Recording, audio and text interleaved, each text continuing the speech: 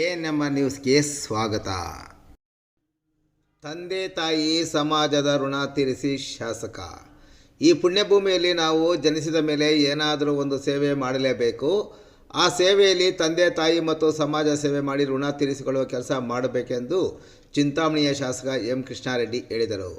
ಅವರು ಕುರುಬರ ಸಂಘ ಮತ್ತು ರಾಷ್ಟ್ರೀಯ ಹಬ್ಬಗಳ ಆಚರಣಾ ಸಮಿತಿ ವತಿಯಿಂದ ಇಂದು ಬೆಳಗ್ಗೆ ನಗರದ ಕೆನರಾ ಬ್ಯಾಂಕ್ ರಸ್ತೆಯಲ್ಲಿ ನಿರ್ಮಾಣ ಹಂತದಲ್ಲಿರುವ ಅಂಬೇಡ್ಕರ್ ಭವನದಲ್ಲಿ ಹಮ್ಮಿಕೊಂಡಿದ್ದ ಕನಕ ಜಯಂತಿ ಸಮಾರಂಭದ ಅಧ್ಯಕ್ಷತೆ ವಹಿಸಿ ಅವರು ಮಾತನಾಡುತ್ತಿದ್ದರು. ನಮ್ಮ ಪಾರಂಪರಿಕ ಸಂಪ್ರದಾಯದ ಕಾರ್ಯಕ್ರಮಗಳ ಆಚರಣೆ ಮೂಲಕ ಮುಂದಿನ ಪೀಳಿಗೆಗೆ ನಮ್ಮ ಸಂಪ್ರದಾಯದಿಂದ ಅಡಿಪಾಯ ಹಾಕುವಂತೆ ಕೋರಿದ ಶಾಸಕರು ಸಮಾಜದಲ್ಲಿ ಹಿಂದುಳಿದವರನ್ನು, ಶೋಷಣೆಗೆ ಒಳಗಾದವರಿಗೆ ಶಕ್ತಿ ತುಂಬುವ ಕೆಲಸ ಮಾಡುವಂತೆ ಮತ್ತು ನಮ್ಮ ನೆಲ ಜಲ ರಕ್ಷಿಸಲು ಮುಂದಾಗುವ ಕೆಲಸವನ್ನು ಜನಾಂಗದ ಮುಖಂಡರು ಮಾಡುವಂತೆ ಕಿವಿಮಾತು ಹೇಳಿದರು. ಚಿಕ್ಕಬಳ್ಳಾಪುರ ಜಿಲ್ಲೆಯ ಎಲ್ಲ ತಾಲೂಕುಗಳ ಪೈಕಿ ಚಿಂತಾಮಣಿ ತಾಲೂಕಿನಲ್ಲಿ ಇಂದು ನಡೆದ ಕನಕ ಜಯಂತಿ ಅದ್ದೂರಿಯಾಗಿ ನಡೆಯಿತು. ಇಂತಹ ಕಾರ್ಯಕ್ರಮಕ್ಕೆ ಎಲ್ಲರೂ ಸಹಕಾರ ನೀಡಿದ್ದನ್ನು ಶಾಸಕರು ಶ್ಲಾಘಿಸಿದರು.